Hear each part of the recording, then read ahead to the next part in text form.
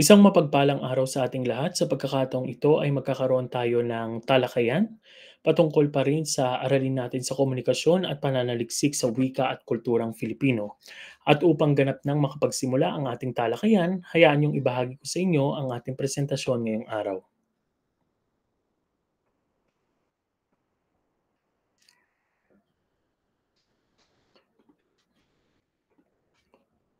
Tulad ng nabanggit ay pag-uusapan pa rin natin ang mga sunod na paksa patungkol sa aralin nating komunikasyon at pananaliksik sa wika at kulturang Pilipino. At bilang inyong guro ay alam ko na marami na tayong napagtalakayan patungkol sa aralin na ito. Una na nga riyan ay napag-usapan natin ang pagpapakahulugan at kahalagahan ng wika, gayon din sa mga iba't ibang teoryang pangwika na nabanggit din natin. At bukod dito ay napag-usapan din natin ang pagkakaroon at kahalagahan ng wikang pambansa, gayon din kung paano natin siya nagagamit sa konteksto ng pagtuturo at kung ano-ano naman ang mga wikang opisyal natin. Bukod doon ay hindi rin natin mapapasubalian na ang bansang Pilipinas ay multilingual na bansa kung kaya't mayroon tayong hindi lamang isa o dalawa kundi napakaraming wikang umiiral. Katulad ng napag-aralan natin, mayroon tayong 175 wika sa kabuuan ng mga wika dito sa ating bansa mula sa isang pananaliksik. At hindi lamang doon nagtatapos, tinalakay din natin kung paano nagkakaroon ang isang bansa ng pagiging monolingual at kung paano rin dumanas ang bansa natin sa pagiging isang bilingual. At pagkatapos nito ay napagtalakayan din natin ang talumpati at inaasahan nga na kayong lahat ay makapagtapos ng inyong talumpati patungkol sa iba't ibang isyung panlipunan na mapipili natin na partikular na paksa. Kaya naman ngayon ay pag-usapan na natin ang susunod nating paksa. Ngunit bago yon ay subukan muna nating sagutin ang mahalagang katanungan na ito. Bakit mahalagang kilalanin at igalang ang iba't ibang varieteng wikang ginagamit sa iba't ibang rehiyon o sektor ng lipunan? Sa pagdaan ng ating aralin ay unti-unti nating masasagot ng mas malawak at mas komprehensibo ang katanungang ito kung ano nga ba ang variety ng wika at kung paano ito nagkaroon pa ng iba't ibang variety. Gayun din sa kung paano ito nakakaapekto rin sa ating bansa sa pagkakaroon natin ng iba't ibang rehiyon at hindi lamang sa konteksto ng rehiyon kundi pati na rin sa iba't ibang sektor ng ating lipunan. Ngunit ang pinakamahalagang mga salita na dapat umiinog sa mga pag-uusapan nating ito ay ang salitang paggalang at kilalanin. Kaya naman ngayon ay simulan na natin ang ating talakayan. Ngunit bago yan, nais ko muna ninyong tandaan na walang isang anyo ng wika ang nakahigit sa iba. Lahat ng variety ng wika ay may gamit, kahulugan at kabuluhan. Tulad ng binanggit natin ng mga nakaraang talakayan patungkol sa wika, wala ni kahit anong wika ang superior na matuturing. Gano'n din po sa variety ng wika. Wala ang nakahihigit sapagkat meron siyang iba't ibang pagkakagamit, kahulugan at kabuluhan. Sa pagkakataong ito, subukan muna nating himayin kung paano nakakaugnay ang variety ng wika sa heterogeneous na wika. Kung ating iisipin at susuriing mabuti, partikular na ang heterogeneous na salita ay hindi na ito lingid sa ating kaalaman sapagkat alam natin kung ano nga ba ang pagpapakahulugan natin sa heterogeneous at kung nandyan ang salitang heterogeneous, nandyan din ang salitang homogeneous. Kapag sinabi nating homogeneous ay mayroong iisa, 'no, o pare-parehong, pagkakagamit ng wika. 'Pag sinabi naman nating heterogeneous, merong iba't iba at iba't iba rin ang paraan ng pagkakagamit ng wika. Sa ating bansang Pilipinas, sa konteksto ng pagsusuri natin mula sa iba't ibang rehiyon at gayon din sa sektor ng lipunan, tunay ngang maituturing na ang paggamit natin ng wika ay heterogeneous sapagkat hindi lamang po tayo iba't iba ng wikang umiiral sa ating bansa, kundi mayroon din po tayong iba't ibang pagkakagamit ng wika. Kung kaya't tunay na lumilitaw sa ating bansa ang heterogeneous na pagkakagamit ng wika. At yon ang maituturing natin kung bakit nagkaroon tayo ng iba't ibang variety ng wika. Sa kabuuan, narito po ang iba't ibang variety ng wika natin. Nariyan ang dialect, idiolect, sociolect, ethnolect, ecolect, Register, Pidgin, Jargon at Creole. At iisa-isahin po natin silang pag-uusapan ngayong araw. Unahin na natin ang dialect. Pag sinabi nating dialect, ito po ay variety ng wika na ginagamit sa isang partikular na rehiyon o lugar sa bansa. Ito ay bunga ng heograpikong lokasyon. May kanya-kanyang bokabularyo, punto o pagbigkas. Kaya kung susuriin at isipin nating mabuti, ang interpretasyon mula doon sa salitang dialect ay yung pagkakaroon ng pagsasalita ng iba pang wika bukod sa Filipino dito sa ating bansa. Like for example, kapag ikaw ay may kaalaman sa pagsasalita ng wikang Cebuano, ng wikang Hiligaynon, wikang Ilocano, ikaw ay tinuturing na may dialektong pagkakasalita ng wika. Ngunit ito po ay mali sapagkat ang mga ito ay maituturing pa rin po nating mga wikang umiiral sa ating bansa at tinatawag po natin silang wikang katutubo. Katulad ng mga nabanggit kong wika na Hiligaynon, Cebuano, Ilocano, Pangasinense, Kapampangan, Waray, gayon din ang Bicolano. Ito po ay mga wikang katutubong maituturing, no? Kapag po sinabi nating dialect, mula dito sa ating presentasyon, ito po ay bunga ng heograpikong lokasyon. Dahil po ang ating bansa ay magkakahiwa-hiwalay mula mismo doon sa pulo at hindi natin may kakayla yun kasi we have more than 7,000 islands, no? Kaya naman makikita natin na mayroong epekto ito kung bakit nagkakaroon tayo ng kanya-kanyang punto o pagbigkas. Gayon din sa ating bokabularyo, no?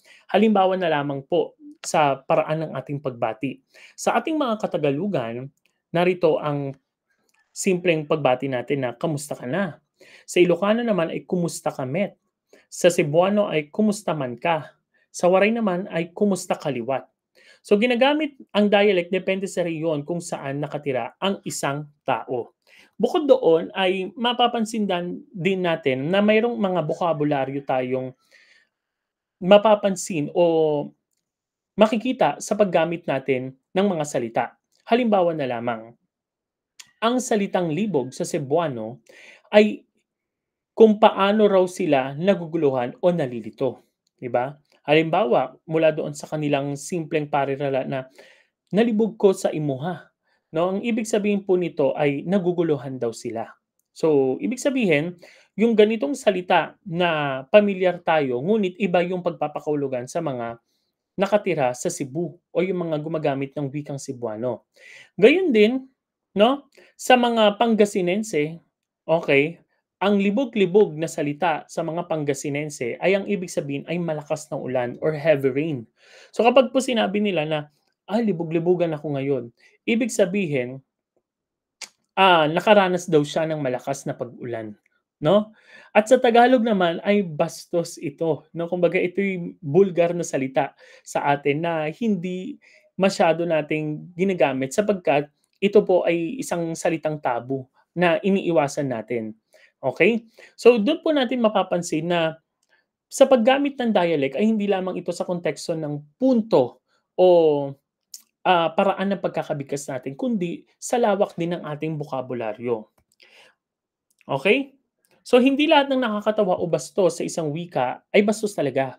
Minsan, wika lang ng kultura. Ginagamit ito para maipakita kung paano kayaman or kung gaano kayaman ang iba't ibang wika sa Pilipinas at kung bakit mahalagang maging bukas at mapag-unawa sa ibang dialect. Bukod dito ay makikita din natin ang iba't ibang paraan ng paggamit natin ng wika na kung saan nakakaapekto sa pagpapakahulugan natin sa dialect. Halimbawa na lamang, ang salita o ang paraan ng pagtatanong natin sa normal mula dito sa Katagalugan, 'no? Kasi dito sa Katagalugan pa lang mapapansin mo iba't iba yung paraan ng pagsasalita ng Tagalog and that is an example of dialect. Like for example, Tagalog Manila, Tagalog Batangas, Tagalog Cavite, Tagalog Bulacan. Iba-iba yung kanilang tono and somehow meron silang iba't ibang accent at gayon din yung iba't ibang punto at may mga panlapi na nagbabago. Halimbawa, tinanong ka, "Anong ginagawa mo ngayon?" Sa atin sa mga Kamaynilaan, yung normal na pamamaraan ng pagsasalita ay, "Kumakain ako ng isda." Normal yung tono at ginamit kong panlapi ay o gitlapi, 'no? Pero kapag ikaw yung nagtanong sa isang Batanggenyo, ang kanyang isasagot ay, "Anong ginagawa mo ngayon?" Nakain ako ng isda, eh, nakain. So, kung titignan mo mula sa personal na pagpapahulugan or sa malinaw na description mula mismo do'n sa nakain ako ng isda, ganito natin siya mailalarawan. Pero alam natin at nakukuha natin that currently or right now kumakain siya ng isda mula doon sa kanyang, pinahayag. Na iba lamang ang kanyang tono, na iba lamang yung kanyang paggamit ng panlapi, 'no? So yun po yung makikita natin sa proseso ng dialect, okey? So malinaw na po ba ang dialect? Ulitin ko, 'pag sinabing dialect, ito po ay mayroong pagkakaiba-iba ng tono, diin, paraan ng pagbigkas, gayon din sa naapektuhan din ng panlapi at yung bokabularyo ng ating mga salita. Okay. At sunod naman po natin ay idiolect. Ang idiolect ay natatanging estilo o paraan ng pagsasalita ng isang individual. Ito yung tinatawag nating tatak or signature ng isang tao sa pagsasalita. Halimbawa na lamang, ang mga salitang ito ay madalas kapag nabasa mo na, kilala mo na agad kung sinong personalidad ito. 'Di ba? Ma-identify mo na agad kung sino ang individual na ito kapag narinig o nabanggit yung mga salitang ito. At yun ay isang patunay ng idiolect. At ang idiolect ay isang patunay din kung bakit meron tayong iba't ibang variety ng wika. Kasi meron tayong iba't ibang paraan ng paggamit ng salita at meron tayong iba't ibang trademark, no? Or tatak at signature sa paraan ng ating pakikipagkomunikasyon. Halimbawa na lamang, "Go, go, go!" O alam na natin kung sino 'yan, si Rufa May Quinto. 'Pag sinabing, "Magandang gabi, bayan," alam na natin na ito ay isang tanyag at isa sa mga prominenteng mamamahayag na si Noli de Castro. 'Pag sinabi namang ang buhay ay weather-weather lang, alam din natin si Kim Atienza 'yan. Kung minsan pa nga larawan pa lang alam mo na agad ibigay yung kanilang idiolect na pagpapahayag. Halimbawa, 'pag nakita mo yung larawan na 'yan, 'di ba, ang masasabi mo agad na, "Ang aking kasagutan ay, hindi po ate." Oh, 'di ba? Yung mga ganyang pahayag ay alam na alam mo na agad i-identify dahil tumatatak na agad. Kaya nga sinabi natin, eh, ang idiolect ay kalintulad ng salitang tatak or signature. O kaya naman 'pag nakita mo siya sasabihin mo agad yung salitang OA, 'di ba? Kasi nag-trending at isa sa mga pamamaraan natin to identify the idiolect style of a person is kung paano ito nagkakaroon ng marka sa masa or sa maraming tagapakinig, 'di ba? 'Yun yung sinasabi nating idiolect. Sunod naman ay ang sociolect. Sa ikatlong variety ng wika, dito ginagamit sa partikular na grupo o lipunan batay sa antas, edukasyon, hanapbuhay o kasarian at grupo. Pag sinabing sociolect, mula sa salita niyang socio or social, no? Ito po ay kinabibilangan ng isang pangkat kung paano natin nagagamit ang ating wika. Like for example, minsan iba-iba yung pamamaraan ng ating pakikipag-ugnayan sa ating mga kasama at sa grupo na kinabibilangan natin. Iba yung aking lengguwahe sa konteksto ng edukasyon, iba yung aking lengguwahe sa pamilya, iba yung aking lengguwahe sa, mga kaibigan, sa mga malalapit ko sa buhay or kung ano pa man yung paraan ng pagkakagamit ko ng lengguwahe hindi lamang sa mga tao kundi sa grupong maaaring aking kinabibilangan. At sa sociolect dito umusbong ang iba't ibang pangkat na nagawa ng mga tao, 'no? Kung paano sila makaka-develop at makakalikha ng sarili nilang lipunan. Okay. Mula doon sa pagtatayo nila ng sarili nilang lipunan ay nakalikha rin sila ng kanilang sariling wika. Halimbawa na lamang ng mga pangkat na ito na nagdaan ay ang mga Jejemon. Mapapansin natin yung kanilang way of talking, pati rin yung paraan ng paggamit nila ng alpabeto natin ay nagbabago. So mula diyan sa Jejemon Eofo, Musta na Yo, 'di ba? Makikita natin yung iba't ibang paraan ng paggamit ng kanilang alpabeto. Sa Konyo naman ay kung paano naman napagsasama yung Filipino at yung English na terminolohiya at minsan nagkakaroon ng kaunting pag-arte mula doon sa pagbigkas niya, 'no? Grabe, like I'm so pagod na talaga, okay. At sa huli naman ay ang Gay Linggo. Sa Gay Linggo naman ay kung paano naman ito nalikha mula sa isang lipunan ng mga kapatid nating, third gender kung paano nila nagagamit yung kanilang wika na mas komportable sila at kung paano rin sila nakikipag-ugnayan. Okay. So, makikita natin na ginagamit ito ng kabataan, ng LGBTQIA at iba't ibang grupo para sa sarili nilang pagkakakilanlan. Katulad na lamang niyan, 'di ba, minsan hindi lamang sila nakikilala mula sa kanilang wika, kundi sa paraan na rin ng kanilang pagporma, 'di ba? Ganito ang mga porma niyo, 'pag magsisimbang gabi kayo, 'di ba? O hindi naman? O tignan niyo mabuti kung nakaka-relate kayo, okey? So, bukod doon ay nakakagamit din tayo ng ilang mga salita mula sa gay language, 'no? Ikaw man ay bahagi ng LGBTQIA o hindi, pero dahil paulit-ulit mo siyang naririnig at paulit-ulit siyang binibigkas sa mga kasama mo sa buhay or ng mga kaibigan mo, nababanggit mo na rin siya at nagiging expression mo na rin siya. Halimbawa, charot, 'di ba? Chika lang, 'di ba? Mga gano'ng klaseng salita. Okay. At minsan, yung pag-adapt natin sa konyo ay nakukuha din natin sa ilang mga sikat na personalidad. Katulad na lamang ni Chris Aquino na kilala sa pamamaraan ng pagsasalita ng kanyang konyo. Okay. Ngayon naman ay pag-usapan natin ang ikaapat na variety ng wika. Sa ikaapat na variety ng wika, ito ay ethnolek. Pag sinabi nating ethnolek, mula doon sa salita niyang ethnolek, etnolinguistikong pangkat. Ito po ay nabuo mula sa kultura at paniniwala ng isang etnolinguistikong grupo or pangkat. Karaniwan ay nakaugnay sa tradisyon, panitikan at paniniwala sa grupo. Ang mga salitang ito ay napanatili na sa kanilang pangkat sa napakahabang panahon. At pwede nating masabi na bagamat ito ay bahagi ng variety ng wika, ngunit sa lahat ng variety ng wika, ito yung maaari pa natin maiugnay sa konteksto ng homogeneous na pagkakagamit ng wika. Kasi pag sinabi nating homogeneous na pagkakagamit ng wika, ito po ay paraan ng paggamit ng wika na may iisang wika at iisa rin yung paraan ng pagkakagamit ng wika. At mahirap na tayo makahanap ng isang homogeneous na wika.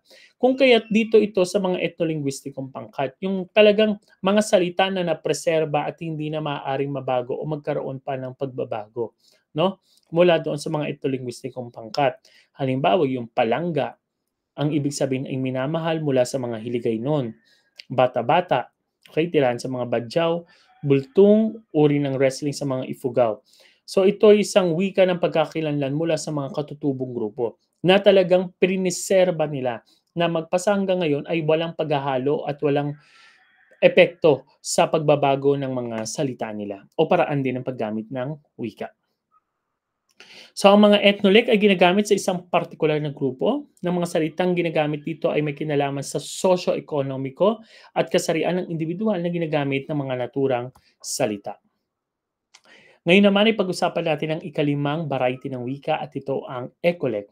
Pag sinabi nating ecolek, ito po ay mga wikang kinagasnan at kadalasang ginagamit sa loob ng tahanan. Kadalasan ang mga salitang ito ay mga pinaikli at mas madaling maunawaan ng mga bata. And this is actually your most comfortable language na ginagamit pagdating sa iyong tahanan. Kasi 'di ba syempre pag nasa tahanan ka, madalas talaga kung ano yung pinaka-komportableng wika na ginagamit mo at kung ano yung mga wika na hindi ka masyado nako-conscious, no? Kaya naman, may mga salita tayo na nakagisnan na natin mula sa ating pamilya, no? Halimbawa na lamang, iba-iba yung paraan ng pagtawag natin sa mga magulang natin. May mga ilan sa inyo ang tawag sa nanay ay inay, mother, mama, okay? Momshi, 'di ba? Iba-iba yung paraan ng paggamit natin and that is ecolek kasi meron tayong iba't ibang variety rin ng paggamit ng wika sa ating mga tahanan. Iba-iba rin kasi yung relasyon natin sa tahanan, no? May mga ilan na magalang sa paggamit ng wika nila. Halimbawa na lamang nagpopo at opo sa kanilang mga magulang, gumagamit ng mga magagalang na salita at bahagi yun ng kanilang kultura at paraan ng kinagisnan sa paggamit ng wika. Yung iba naman ay wala ng po at opo, yung parang kaibigan lang yung kanilang mga magulang. So we cannot judge them kasi yun po yung kanilang kinalakhan at natutuhang wika mula sa kinalakhan din nilang pamilya. Kaya naman, yung mga ganitong klaseng aspeto ay isang mahalagang bagay ng pagkilala at pagrespeto rin sa mga ganitong klaseng grupo o pangkat kasi nga eto po yung kanilang kinagisnan and wala namang problema yon sa kanila kung paano nila nagagamit yung wika. Sunod naman ay ang register. Ayan. Ang register ay madalas ay halos tulad sa jargon, no? Pero iba po ang register kasi ang register ay uri o antas ng pananalita o salitang ginagamit sa iba't ibang sitwasyon, grupo o konteksto. Ibig sabihin, may mga salitang ginagamit sa tiyak na lugar, propesyon o pangkat ng tao. Ang rehistro ay naaayon sa konteksto, layunin at kausap. Ibig sabihin, meron tayong iba't ibang rehistro ng pakikipag-ugnayan, and that is an example and at the same time another description of register. Kung paano natin nagagamit yung rehistro ng ating pakikipag-ugnayan sa iba't ibang uri ng tao. Halimbawa, guro ang kausap ko, ganito yung rehistro ng aking lengguwahe. Kaibigan yung kausap ko, ganito yung rehistro ng aking lengguwahe. O kaya naman sa lugar, sa simbahan ka, ganito yung language mo. Sa bahay ka, ganito yung language mo. Sa computer shop ka, ganito language mo. Mas brutal ka magsalita, di ba? Minsan talaga nag-iinit ka pa. Okay? At yun po ay isang rehistro. Ngunit, bukod doon, 'pag sinabi nating register, mura rin mismo doon sa mga salita.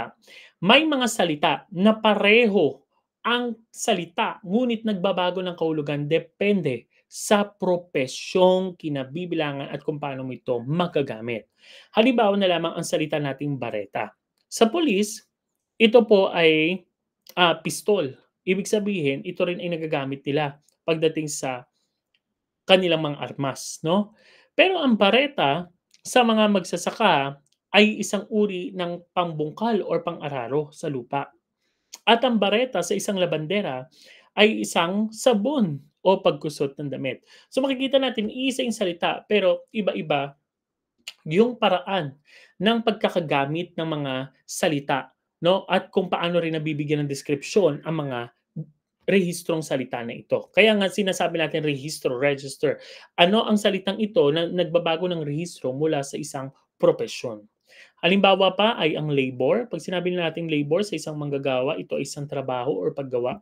Pero labor sa ospital, ito ay panganganak o pagsilang ng sanggol. So nagbago ulit siya ng rehistro depende sa propesyon. Kasi yung isa, manggagawa or in general siya. But the other one is focus siya sa medical term or medical na aspeto mula sa technical na pagkakagamit ng salita. Halimbawa na lamang itong salitang 'to, mula sa siyensya 'pag sinabi nating mundo, ito yung Earth, 'di ba? 'Di ba sabi natin, ang mundo ay nagbabago na sapagkat naapektuhan na ito sa mga nangyayari na pagpapabaya sa ating kapaligiran, 'di ba? So, yun yung puwede natin sabihin. Pero puwede mo rin sabihin na sa konteksto naman ng humanidades na, "Hindi ko kayang mawala ka kasi ikaw ang mundo ko." Oh, 'di ba? So, puwedeng gano'n, 'di ba? Kasi nagbabago rin yung rehistro ng pagkakagamit ng salita mo mula doon sa pagbibigay mo ng kahulugan, okey? Pang-pito po natin ay ang jargon. 'Pag sinabi nating jargon, it's almost connected doon sa register. Pero sa register, hindi mo na siya kailangang irehistro kasi there are particular terms na nagagamit lamang sa isang larangan, grupo o espesyasadong usapan. Ito yung mga technical na salita mula mismo doon sa mga espesyalisasyon na mayroon tayo. Halimbawa sa IT, nandiyan ang bug, debug, or syntax error.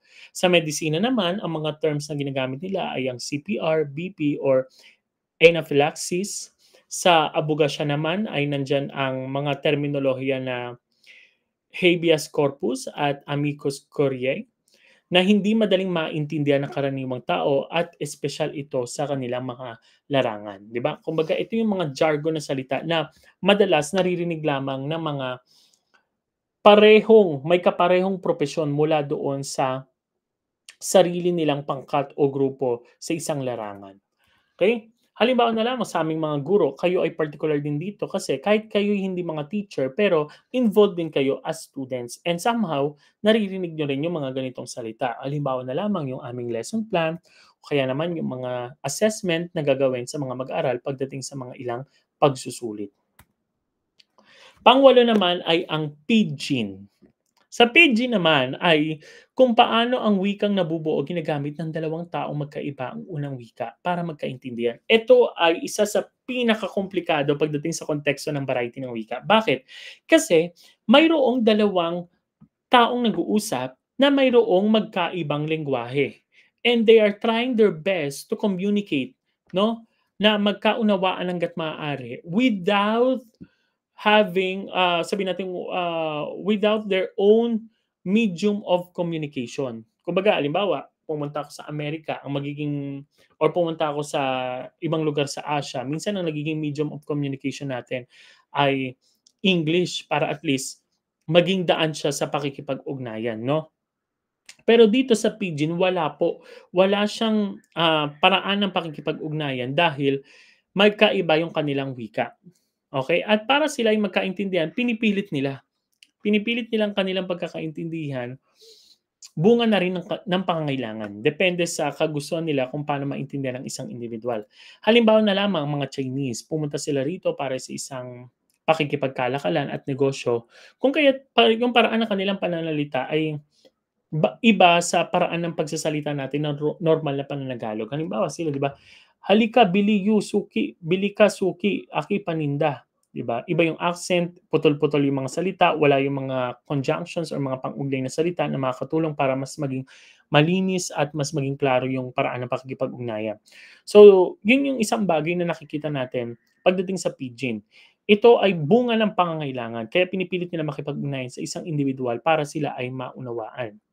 Anong nangyayari kapag itong pidgin na ito ay naging opisyal at nagamit ito bilang isa sa mga formal na konteksto ng wika? Ito po ngayon ay ang tinatawag nating Creole at yun po yung nangyari sa mga mananakop nating Kastila at sa mga kapatid nating mga ninuno na Katagalugan 'no. Sa paggamit po nila ng kanilang wika na Tagalog, gayon din ang Cebuano o ilang pang wika na umiiral doon sa Zamboanga, ay pinilit nila makipag-ugnayan sa mga Kastila na gumagamit ng wikang Espanyol 'no, kung paano ito napagsasama yung mga salita. So, during the process tinatawag natin siyang pidgin.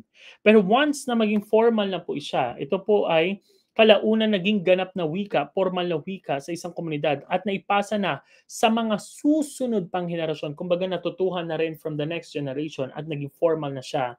That is what we call Creole. Nagiging Creole na po ang isang wika. At ang Chavacano ay ang Creole na wika natin, no? Na halong Kastila at lokal na wika, no? Halimbawa ay anda kita. Ang ibig sabihin nito ay punta tayo. So, meron din tayong mga Haitian Creole, no? Halong French and African languages. Kung ang Pidgin ay pansamantala, ang Creole po ay pangmatagalan sapagkat ito po ay naging formal na at dulot na rin ng pagpapasa sa mga susunod pang henerasyon. Naging pangmatagalan na nga ang paggamit ng wika. Sa ating pagsusuri at ating pananaliksik, ang Chavacano ay isang Spanish-based Creole language. At ito ay karamihan sa mga salita na mula pa rin sa mga Kastila. Kaya mapapansin natin, pag naririnig natin ang Chavacano, dominante pa rin ang paggamit ng Kastila. Pero gusto natin iklaro na ito ay kombinasyon pa rin ng ilang mga katutubong wika natin at isa na doon ang Tagalog. No? Mula sa kung paano ito nagagamit sa pakikipag-ugnayan. And part of it ay naihahalo rin ang wika ng Cebuano at Tausog. At ito po ay ang pinakapambihirang uri ng wika sa daigdig dahil natatangi ito sa Asia. Dahil ang Chavacano ay isang wika lamang na umiiral na Creole language dito sa Asia. Kaya may pagmamalaki din natin ang Chavacano bilang isa sa mga katutubong wikang umiiral sa ating bansa. Doon na nga nagtatapos ang siyam na variety ng wika, kung kaya't maaari na nating sagutan ang mahalagang katanungan natin kanina. Bakit nga ba mahalagang kilalanin at igalang ang iba't ibang variety ng wikang ginagamit sa iba't ibang rehiyon o sektor ng lipunan? Mahalaga, napakahalaga na magamit at sabihin natin kilalanin at igalang ang iba't ibang variety ng wika. Unang-una, dahil ang mga variety ng wika na ito ay sumisimbolo sa pagkakaiba-iba nating mga Pilipino, paraan ng pagkakaiba-iba ng ating mga salita, at higit sa lahat, pagkakaiba-iba ng ating personalidad. At yon ang isang mahalagang aspeto kung bakit kailangan natin siyang una, kilalanin at igalang. At pangalawa, kapag nasagawa natin ang pagkilala at paggalang sa pagkakaiba-iba natin ng pagkakagamit ng wika, ay nakakabuo naman tayo ng pagkakaisa at pagkakaunawaan. Sa kabila ng pagkakaiba-iba ng ating pagkakagamit ng wika at iba't ibang variety ng wikang umiiral sa ating bansa, ay doon naman tayo inuusad at pilit na pinaglalapit ng ating pagkakaunawaan at ito'y nagbubunga ng ating pagkakaisa. Kaya hindi kailanman magiging hadlang ang pagkakaiba-iba ng ating pagkakagamit ng wika, ang pagkakaiba-iba ng variety ng wika, at pagkakaiba-iba ng pagtukoy at higit sa lahat, pagtanggap natin sa wika. Ang pinakamahalaga rito ay kung paano natin nabibigyan ng respeto o paggalang ang mga wikang ito, gayon din sa mga taong gumagamit ng wika bilang bahagi na rin ng ating lipunan. Palagi po nating tatandaan na ang wika ay hindi iisa. Ito'y sumasalamin sa yaman ng ating kultura, lipunan at pagkatao. Sa bawat dialekto, sociolek or idiolek at iba pa ang variety ng wikang umiiral din ang boses ng bawat sektor ng ating bayan. Kaya't sa ating pag-unawa ng variety ng wika, natututo tayong yakapin ang pagkakaiba-iba at magkaisa sa gitna ng pagkakaiba-iba. So yun lamang para sa araw nito sa pagtalakay natin ng variety ng wika. At nawa ay mayroon kayong napulot na aral at kaalaman patungkol sa iba't ibang variety ng wika. Isa ito sa pinakamahalagang usapin pagdating sa aralin nating komunikasyon at pananaliksik sa wika at kulturang Pilipino sapagkat ang variety ng wika ay hindi lamang sa konteksto ng pagpapahusay ng ating kaalaman, kundi ito rin ay pagpapayaman din ng ating kalooban kung paano maunawaan ang iba't ibang individual, partikular na ang mga kapwa nating Pilipino sa paggamit ng kanilang wika. At isa sa pinakamahalagang aspeto ay kung paano natin 'to maisa sa buhay. Kung kaya't mahalaga na tanggapin natin ang iba't ibang pagkakaroon at pagkakagamit ng wika.